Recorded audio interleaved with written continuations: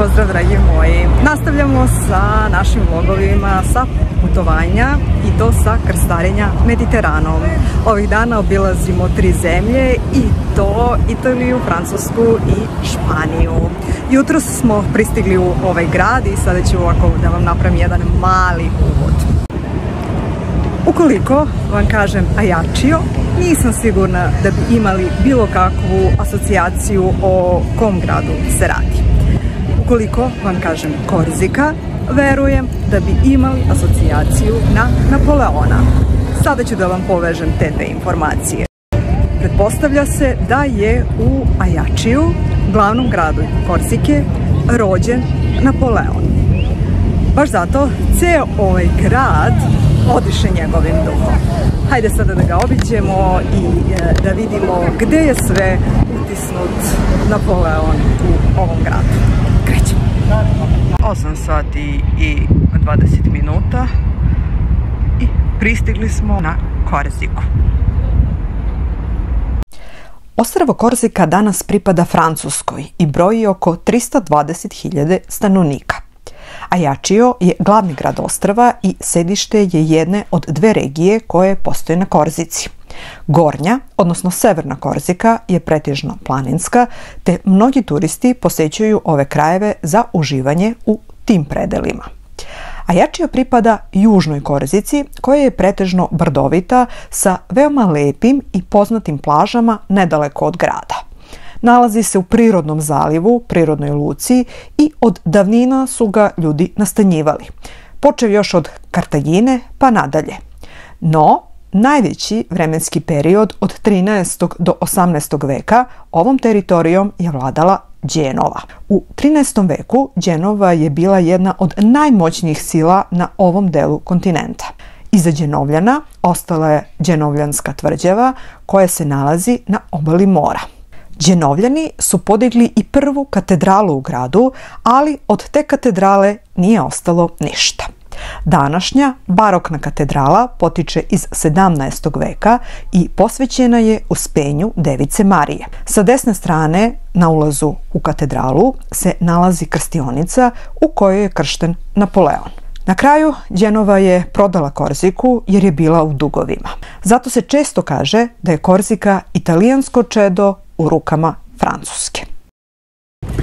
Ajaccio nije veliki grad, broji svega oko 60.000 stanovnika i predstavlja negde mešavinu Italije i Francuske. Ovo nije ni čudo, obzirom na to da je najveći prosperitet ovog grada nastao baš u vreme Đenovljana, tako da i dalje postoji uticaj Italije i to se može videti u arhitekturi, ali kažu i u mentalitetu naroda.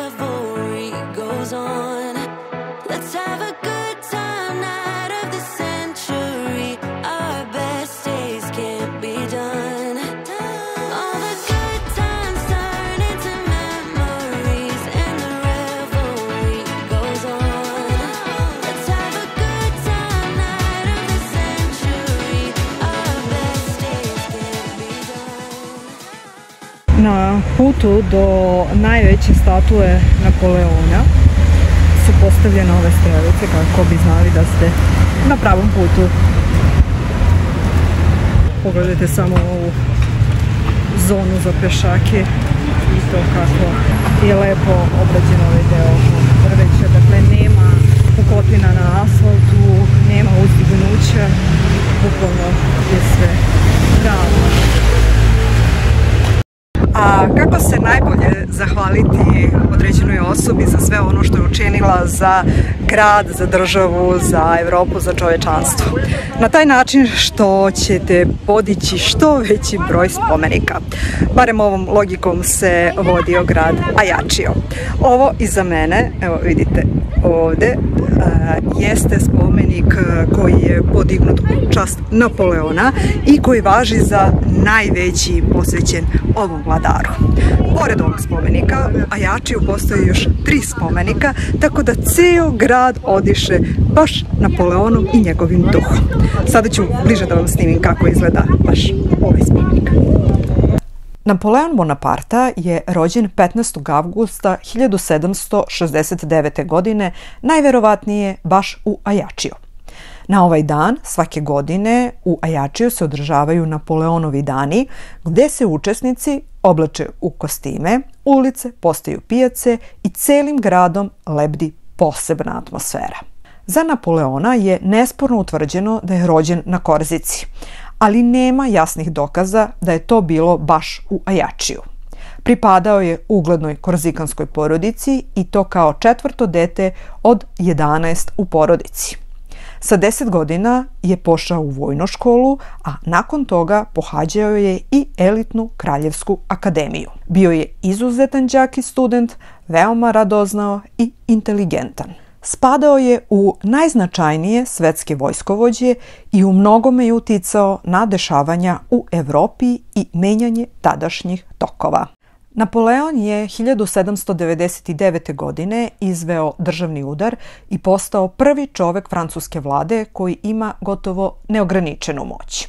Time je ukinuo francusku monarhiju, a 1804. godine proglašen je za cara. Izvršio je mnoge reforme u francuskom društvu. Centralizovao je vladu, osnovao francusku banku, sproveo reforme zakona i reformu obrazovanja. Preminuo je na ostrvu Sveta Jelena u Atlantskom okeanu.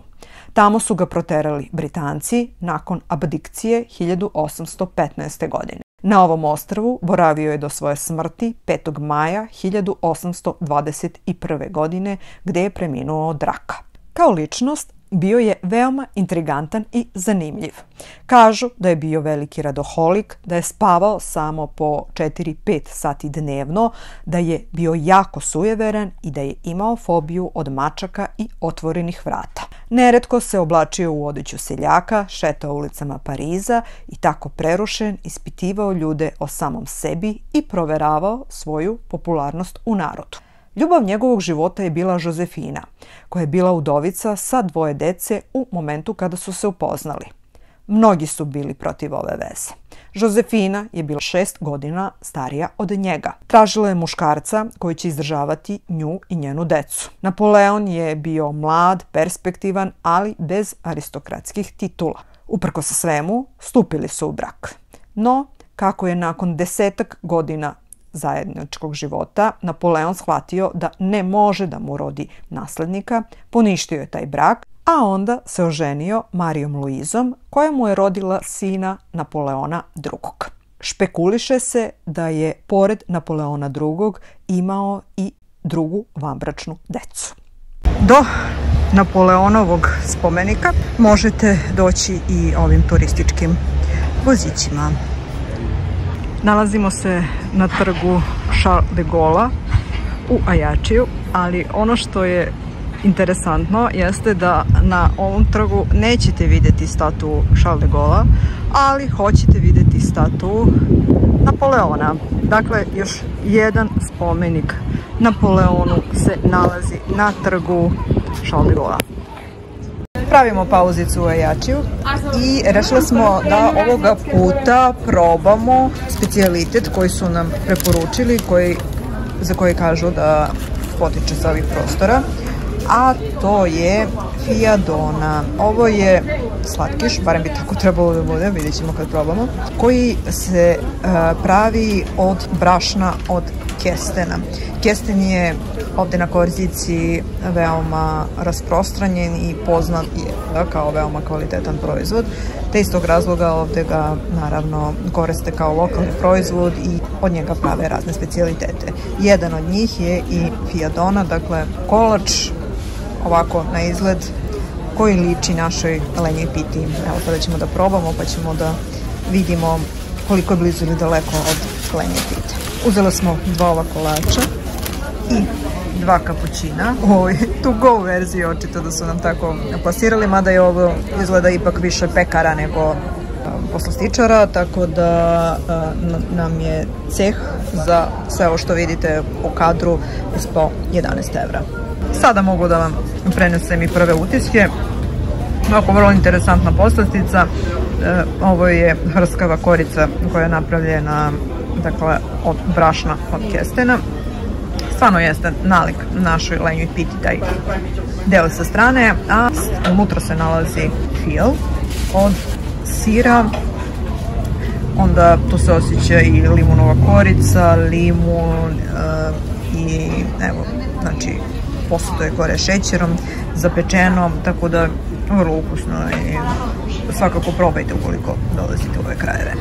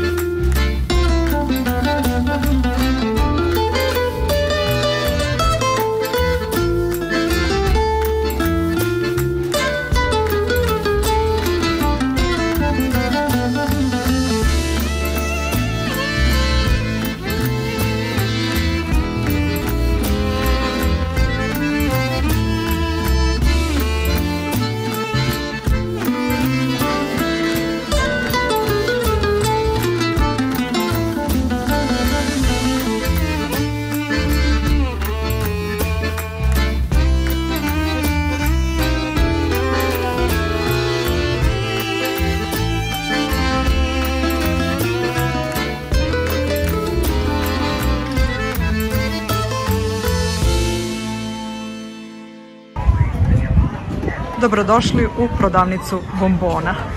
Verovali li ne, bombone se prodaju unutra. Jedno je sigurno, svi zastanu. Jedan od najpoznatijih simbola ovog ostrva jeste stileto, korzikanski nož. Futrola i deo u koji se uvlači nož se pravi od kozjeg roga. Svoju slavu ovi noževi su stekli po tome što ih je koristila korzikanska mafija. Danas na Korzici postoji 10-ak radionica u kojima se proizvode ti noževi i trenutna cena im se kreće od 50 evra pa naviše. Što se tiče lokalnih proizvoda, preporučili su nam da kupimo brašno od kestena. Ja pretpostavljam da je možda nešto od ovoga baš to. Pored toga, u ovom delu Francuske se gaje grožđe te ima dosta vina. Preporučuju dakle i vino da se kupi. Takođe preporučuju da se probaju sirevi, posebno ovčji i kozji. Tako da su to neki proizvodi koje možete poneti odavde sa Korzike. Sada je 10 do 3 popodne i tržnica, odnosno pijaca za koje su nam preporučili da dođemo, obzirom na to da se ovde prodaju lokalni proizvodi, je naravno zatvorena. Dobro, to nije ni veliko čudo. Doduše, prva informacija koju smo imali jeste da za kruzere radi gotovo ceo dan, odnosno prati kretanje kruzera.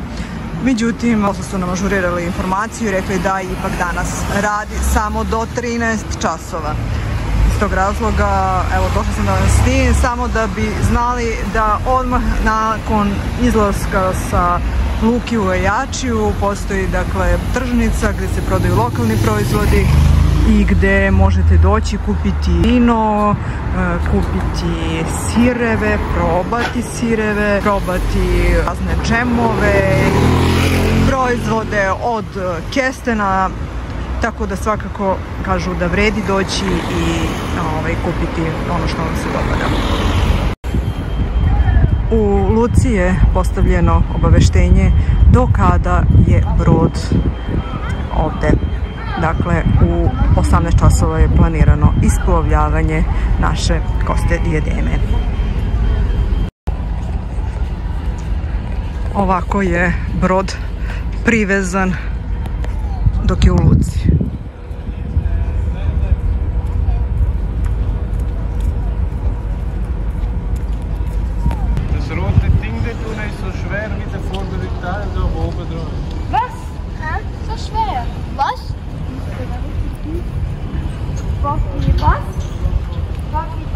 Nadam se da ste uživali u ovoj kratkoj šetnji kroz Ajaciju. Nama je jako prijala, atmosfera je jako opuštajuća u celom gradu i u tom smislu se možete lepo odmoriti ovde. Takođe, ovaj kraj je veoma poznat po plažama koje mi ovoga puta nismo obilazile. Rekli su nam da se najbolje plaže ipak nalaze van samog Ajacija, tako da smo mi preskočile ovaj deo, a posebno uzimajući u obzir da je ipak sredina oktobra i da nisu baš idealni uslovi za plivanje, mada je i dalje moguće kupati se u ovom delu Sredozemnog mora. Dakle, Ajaccio je veoma interesantna destinacija, kao i cela Korzika uopšte, što se tiče letovanja i kvalitetnog odmora. Mi sada se vraćamo na naš kruzer, na našu Costa Diademu i nastavljamo put dalje. Ukoliko želite da podržite naš rad, to možete učiniti na taj način što ćete zapratiti naš kanal, deliti naše video snimke i komentarisati ih. Unapred vam se zahvaljujemo. Pozdrav!